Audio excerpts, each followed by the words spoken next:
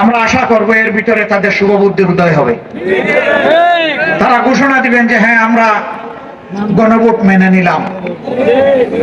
যদি মেনে না নেন তাহলে ঢাকার মহাসমাবেশের জন্য আপনারা প্রস্তুত থাকুন।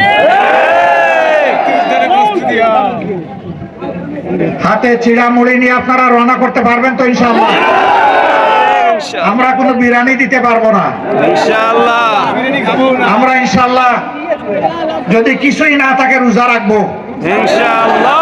না হয় একটুখানি চিড়া আর সামান্য একটু গুড় নিয়ে আমরা রওনা করবো ইনশাআল্লাহ। এর শক্তি অ্যাটম বোমার চাইতেও শক্তিশালী। আপনারা রাজি? তৈরি? প্রস্তুত? যে কোনো মূল্যে নিজের অধিকার আদায়ের জন্য লড়বেন।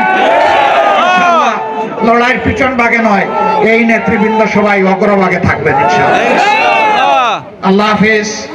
বাংলাদেশ জিন্দাবাদ। 11 দলীয় ঐক্য জিন্দাবাদ। ফ্যাসিবাদ নিপাত যাক। আসসালামু আলাইকুম ওয়া রাহমাতুল্লাহ।